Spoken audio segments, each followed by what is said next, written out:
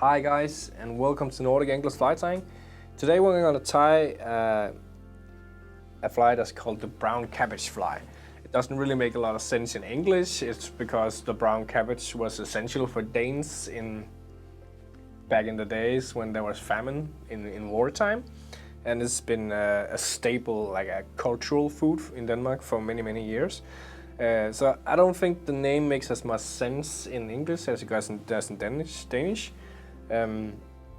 But regardless of the name, this is a really great little goby pattern for sea trout, bass, stripies, you know, whatever variant, the color, the size. It's just a great little all-around pattern.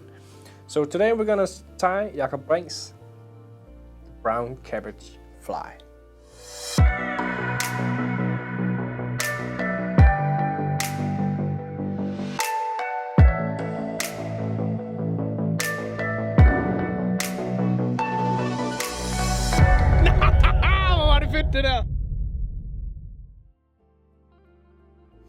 So let's tie this brown cabbage fly. The hook I'm gonna use for this is a Varivas saltwater hook. This is the 2600 STV it's called. And as I said in the intro, I think I said it, I started out using it a Gamaros from Arex, but I just want a little bit more room to work with when I have the bead eyes and I have the body up here, and I think the shank is just a little bit too short on the Gamaros, even though I love that hook, but this is the hook for it. I'm gonna start out with a white thread, GSP thread. I'm gonna finish it off with a different color, so the color of the thread is not really that important. And I'm just gonna start by making a kind of really tight wrap sort here, because I want these dumbbell eyes to, it's not dumbbells, it's Beadchain eyes to stick. Don't start cutting your Beadchains with the scissors. Actually use a pliers for this, because you're gonna ruin your scissors so fast. Yeah, but speaking of the eyes, this is what I'm gonna put in now. If I could find there it is. And these are just Beadchain size and Kobber in size small. I think Jacob originally uses a medium size, but I like the lighter flies, and then I'm gonna use the the fly line to drag my flies down instead. So I've just cut a couple of eyes here. I'm just gonna put them up here. Don't put them all the way up at the hook. This is actually a little bit too. I'm just gonna back up like a millimeter here. I want a little bit of extra room up in front to make sure I have the space for the dubbing loop and all the materials up there and making a head. Just do these cross turns and then come in underneath all the turns, around the turns, and that should stay there. You could give it a dab of super glue, but I trust this. It's not really that big of an object I'm tying. If I was to tie a bigger dumbbells or something in, I would definitely go after with some super glue or something, just to make sure it never goes anywhere. So I'm gonna tie in the tail, and I'm gonna use some marbelfox. This is fiery orange, I think. You can use red, you can use ordinary orange, whatever you have at hand. I think one of the most, the biggest point of Jacob fly here is use whatever you have at hand. So we're gonna do that. Cutting off a bundle here, I'm just gonna take some of the very longest of these fibers and pull them out. Measure up here. I want a tail that's just a little bit longer than the hook shank itself, so it blends into the rest of the body when I put on the rest. It's a little bit difficult of a hook to tie on this because the hook point is so far out, so it's very easy to strike this with your thread, so be careful.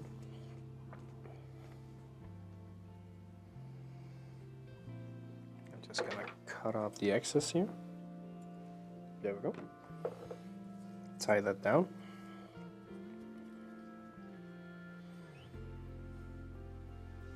And we're gonna have a ball of some pink dubbing down here. Pink and orange and copper is really good together. It has sort of a natural fade to it. And this is just an STF in bright pink. I'm not gonna use too much here. Again, small hook. I'm just gonna make a little bit of a back portion of the fly here, pink, like that. Don't go further up than this. This is about a little under half, I think. And I'm actually gonna tie it all the way down here. There we go. A little bit of a sausage here, a little bit of a stump. We're gonna brush it out when we get to the finish of the fly. I'm gonna make a dubbing loop. Close it up.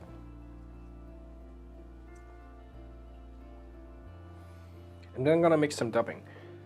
I'm gonna mix some Simi seal, which is this nice long fibered artificial dubbing here. And I'm gonna put in some ice dub in copper. So these two, put them in together. Just mix it up good.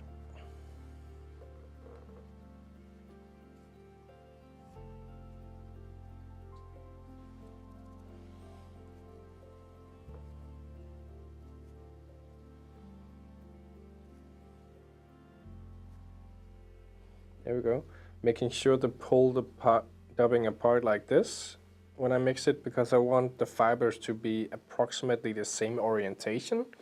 So when I put it into this loop, it's much easier to spin it and have like a brush instead of just like a rope up dubbing.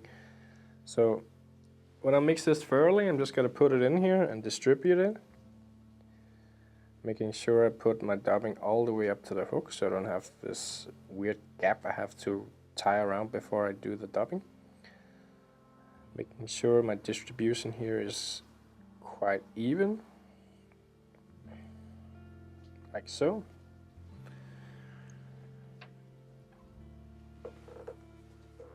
You see this?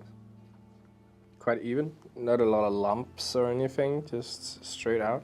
And of course my new main dubbing twister here, just putting that in and start spinning.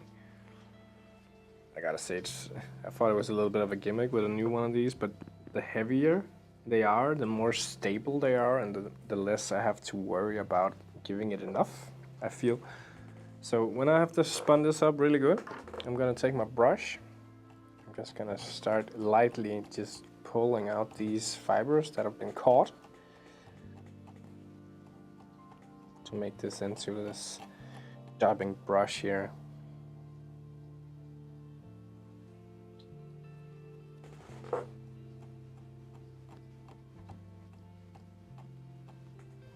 There we go. I'm gonna take the thread all the way up to the hook eye. There we go. Raising this up and just using a little bit of saliva, pulling these fibers back.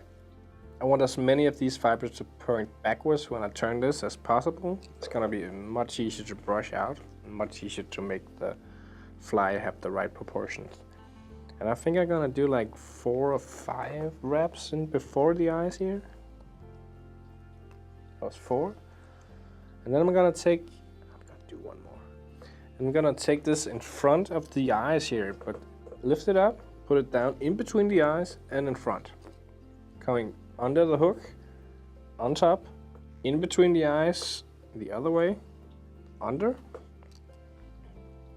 and on the other side.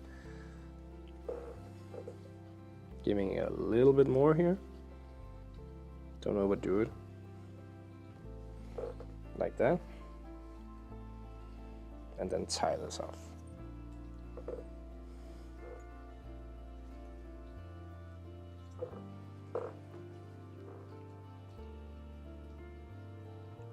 Cut out the dubbing loop.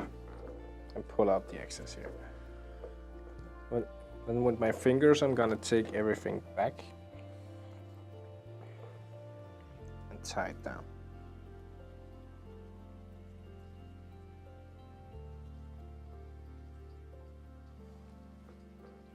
There we go. Gonna make a whip finish here.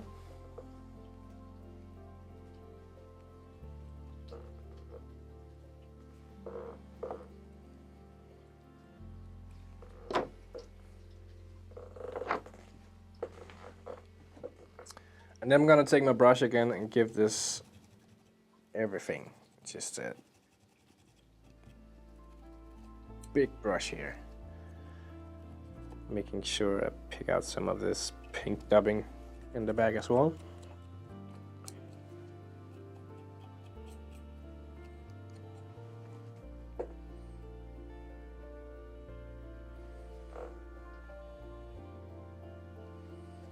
There we go. Ah, that's a neat little fly. Then Jacob himself actually takes a marker and colors the front. I'm just gonna take an orange thread here and just gonna make a tiny head in front.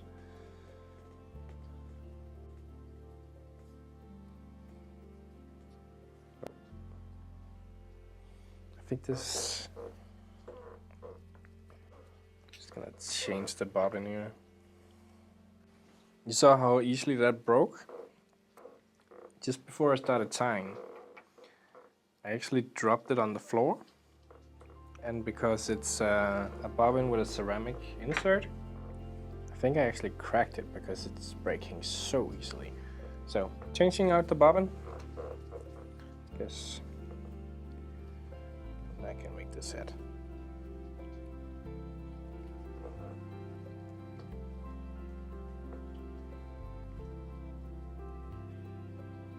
There we go. Cutting off the excess. Give it a little bit of varnish maybe. I would do if I was supposed to fish this now. But yeah, there it is. As you saw, a really easy pattern to tie down. Not a lot of materials, not a lot of expensive materials, really an important point these days. Just a great little pattern by Jacob. I think he really invented a new classic here.